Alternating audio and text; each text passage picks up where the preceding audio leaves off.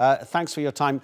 These prognostications are believed to be the most exact that have ever been done because of a previous lack of information.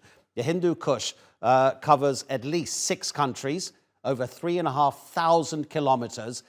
This is based on global temperatures rising 3% above pre-industrial levels. So it's probably the worst of the worst.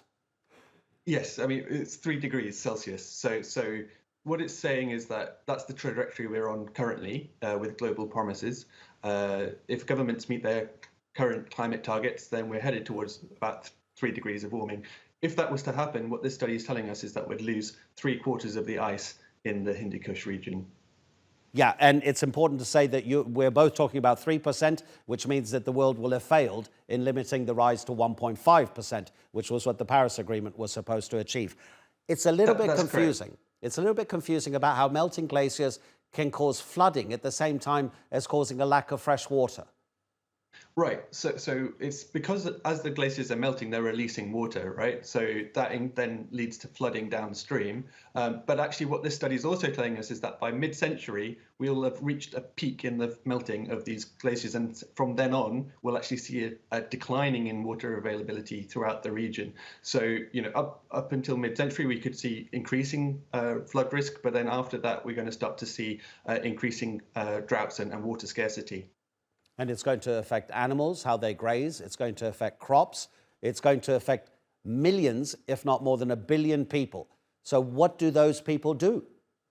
Right. So there's obviously a great need to adapt to the changes that are already locked in.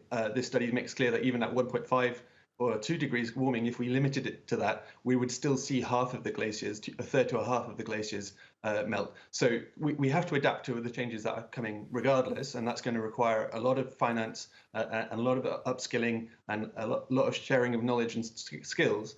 But at the same time, we have to stop burning fossil fuels. And that's so important now that we limit global warming to as low as possible. It's really clear how dire the situation will be if we don't stop burning fossil fuels.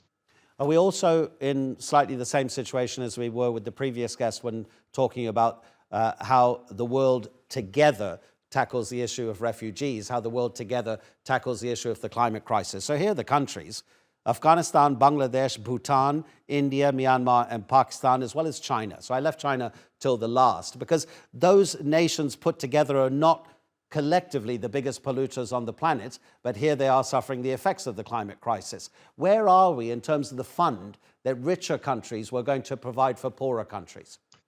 Yes, so unfortunately, a lot of the promises have not been kept, and this is one of the key things that's being negotiated at the climate agreements at the moment, summits. There was just the Bonn summit happening in Germany this last few weeks. The world governments couldn't even agree on an agenda for a week and a half. There is a lot of negotiation that has to take place, and currently countries are not coming to the table in the spirit of actually trying to find a solution to this. They're all kind of still locked in a mindset of uncooperation and holding on to what they've got, which is just not the answer to the situation that we're in. As you pointed out, it's clear that the globally developed wealthy nations are the ones who are most responsible for this, and it's the people who have done the least to cause the climate crisis that are most exposed, such as the people downstream of these glaciers. And ultimately, we need the world's wealthier nations to help with the cost of adaptation and also to help with the cost of decarbonisation around the world.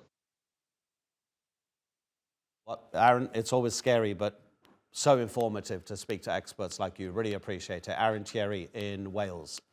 Thanks.